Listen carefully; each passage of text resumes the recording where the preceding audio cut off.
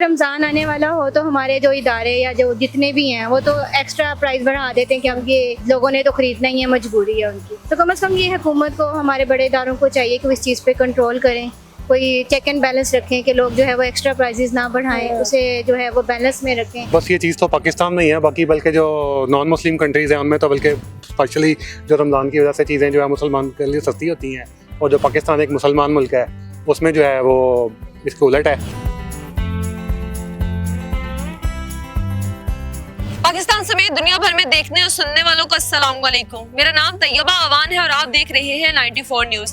नाज़रीन, रमज़ान और मुबारक का महीना आने वाला है कुछ दिन बाद, और लेकिन यहाँ पर रमज़ान और मुबारक के महीने में बहुत ज़्यादा महंगाई हो जाती है, और हमारी अवाम इस महंगाई की वजह क्या समझती है अपनी अवाम से जानते हैं। अस्सलाम वालेकुम। वालेकुम सलाम। क्या नाम आपका? मैं फाइजल। कुछ दिन बाद रमज़ान और मुबारक आने वाला है, तो आपको क्या लगता है कि महंगाई कम हो जाएगी या बढ़ जाएगी?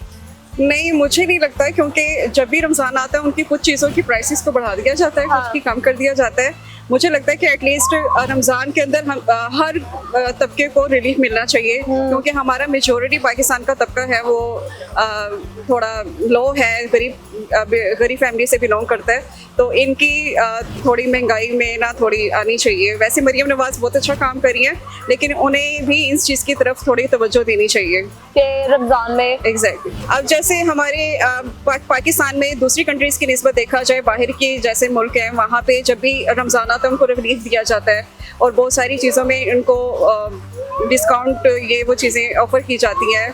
और लेकिन हमारा वाहिद ऐसे मुल्क है, जब रमज़ान आते हैं तो जो शॉप्स वगैरह होती हैं उनमें से कुछ ऐसे लोग हैं वो अपनी प्राइसेस को बढ़ा देते हैं, और गवर्नमेंट को पता नहीं चलता है वो जैसे शॉप्स होती हैं। तो हमें हमारे पाकिस्तान के अंदर भी इस तरह की गवर्नमेंट को थोड़ी रखनी चाहिए। क्या पैगाम देंगी? मैं यही पैगाम देना चाहूँगी कि मरियम नवाज को गरीब तबके के बारे में सोचा जाए, और ताकि हर लोग इससे मुस्तफिद हो सके। अस्सलाम वालेकुम। वालेकुम अस्सलाम। कैसी हैं आप? मैं ठीक, अल्हम्दुलिल्लाह। क्या नाम आपका? मिसिज आसिफ। क्या करती हैं आप? हाउसवाइफ। हाउसवाइफ है। सर, आपका नाम? मोहम्मद आसिफ। क्या करते हैं? मैं टीचर हूँ, ये पढ़ाता हूँ एक प्राइवेट। ये तो मुझे वैसे लग रहा था कि ये फैमिली ऐसी है कि मतलब टीचिंग से इनका बिलोंग हो सकता है, लेकिन मैंने कहा मैं हाउसवाइफ हूँ तो सर टीचर निकल आए।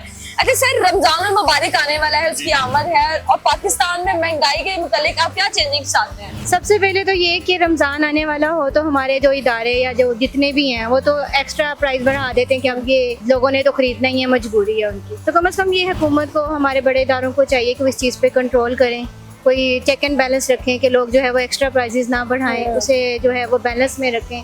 ज़ाहिर है जो लोग सेल कर रहे होते हैं उनको भी कुछ मार्जिन चाहिए होता है, तो एक चेक एंड बैलेंस होगा तो दोनों चीज़ें प्रॉपर रहेंगी। सर, आप क्या कहना चाहेंगे इस बारे में? खास तौर पर फलों के हवाले से जैसे ही रमजान आता है आप देखें कि प्राइसेस बहुत ज़्यादा इंक्रीज हो लोग जाते फल नहीं खा पाते, हैं, वो फल नहीं खा पाते हैं। और इसी तरह सब्जी के रेट जैसे जैसे रमजान नज़दीक आता जाता है हर चीज़ की प्राइस इंक्रीज हो जाती है, कपड़ों की, जूतों के। तो वो लोग जिन्होंने साल में एक दफ़ा परचेजिंग करनी होती है रमज़ान के नज़दीक, उनके लिए भी मुश्किल हो जाता है। तो कम से कम ऐसे लोगों के लिए जो है ना वो कोई बेनिफिट्स होने चाहिए, उनके लिए सहूलत होनी चाहिए, कुछ चेक एंड बैलेंस होना चाहिए। सर क्या वजह समझते हैं कि रमजान मुबारक आता है तो चीज़ों के रेट्स डबल हो जाते हैं? किन की वजह से डबल होते हैं, और ऐसा क्या रिलीफ हमारी हुकूमत हमें दे कि पाकिस्तान के जितने भी लोग मुसलमान रमजान में रोजे रखते हैं वो इस चीज़ से महफूज रह सकें? पहली तो बात है हमारी अपनी अखलाकी जिम्मेदारी है कि हमें चाहिए कि हम रिलीफ प्रोवाइड करें। गवर्नमेंट तो हर एक स्टेट पे आके जो है वो चेक एंड बैलेंस नहीं रख सकती। तो मेरा ख्याल है कि हमें अपने आप को बेहतर करना चाहिए, देखना चाहिए कि हम लोगों के लिए क्या फैसिलिटेट कर सकते हैं। क्या मैसेज देंगे आप? तो रमज़ान का ये मैसेज है कि दूसरों का ख्याल करें और अपनी खुशियों में उन्हें भी शरीक करें। जैसे कि आप जानते हैं कि रमजान मुबारक आने वाला है, और महंगाई के बारे में आप क्या कहना चाहेंगे कि जो रमजान में चीज़ें महंगी हो जाती हैं, रेट बहुत ज़्यादा हाई हो जाते हैं? हाँ, बस ये चीज़ तो पाकिस्तान में ही है, बाकी बल्कि जो नॉन मुस्लिम कंट्रीज़ हैं उनमें तो बल्कि स्पेशली जो रमज़ान की वजह से चीज़ें जो है मुसलमान के लिए सस्ती होती हैं, और जो पाकिस्तान एक मुसलमान मुल्क है उसमें जो है वो इसके उलट है, मतलब कि जो है ना चीज़ें। क्या समझते हैं कि क्यों होता है ऐसा कि रमजान में जो लोग मुसलमान, हमारे पाकिस्तानी मुल्क है, हम लोग कलमा पढ़ने वाले हैं, जो रोजे रखते हैं, उनके लिए चीज़ें इतनी महंगी हो जाती हैं, जो फल फ्रूट नहीं खा पाते? बस लोग ज़ख़ीरा कर लेते हैं, बस लोगों की बेइज्जती या नाअहली कहें लोग। कुछ लोग ज़ाहिर है कि जो गरीब हैं या जो मतलब कि लो इनकम जो पीपल्स हैं वो ज़ाहिर है कि वो नहीं अफोर्ड कर सकते, उनको लोगों की मतलब बेइज्जती है। क्या पैगाम देना चाहेंगे उन लोगों को जो कि इस तरह की हरकत को इस पाक महीने में करते हैं? नहीं करना चाहिए, अल्लाह ताला उनको हिदायत दे।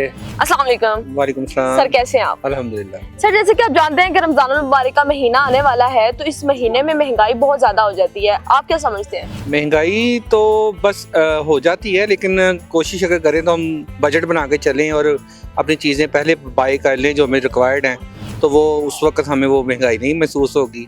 और जो बंदा उस वक्त चीज़ें रोज़ रोज़ खरीदेगा तो उसे तो महंगाई महसूस होगी। लेकिन क्या वजह समझते हैं कि एक पाक महीने में इस तरह की चीजें जो हो जाना- कंजम्पशन बढ़ जाती है, चीज़ें यूज़ में ज़्यादा आ जाती हैं, इसलिए कि बाज़ का चीज़ें रिक्वायर्ड ज़्यादा होती हैं, तो सप्लाई डिमांड का फ़र्क आ जाता है, इस वजह से चीज़ें महंगी होना शुरू हो जाती क्या होना चाहिए ऐसा कि बहुत से लोग जो इस चीज से रमजानुल मुबारक के महीने में इजी हो सके? हैं। उन्हें चाहिए बजट बना के चलें और चीज़ों को ऑलरेडी जो है ना वो बाय कर लें पहले।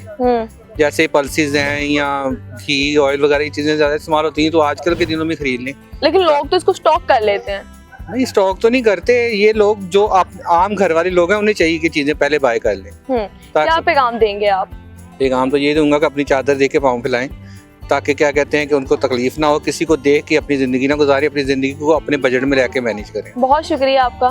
Thank you. तो जी नाजरीन, हमारी आवाम की राय तो आपने जानी, लेकिन उन लोगों के लिए मेरा पैगाम है कि जो लोग चीजें पहले से स्टॉक करके रमजान के महीने में डबल कीमत पर बेचते हैं, ये उनके लिए शर्म की बात है कि वो इस पाक महीने में भी इस तरह की बदतमीजी कर रहे हैं, जो लोगों को तंग करने की कोशिश होती है। ये यही होता है कि स्टॉक आपने कर लिया सामान, उसके बाद आप डबल कीमत पे सेल कर रहे हैं, लेकिन वो ना आपका मुनाफा रहता है ना आपकी रिज़्क़ हलाल रहता है। तो ये एहतियात करें थोड़ी सी, अल्लाह पाक के आगे। अल्लाह पाक तो देख रहा है, दुनिया नहीं देख रही, लोग नहीं देख रहे। तो प्रोग्राम कैसा लगा लाजमी बताएं। इसके साथ मुझे दे इजाजत, अल्लाह हाफिज।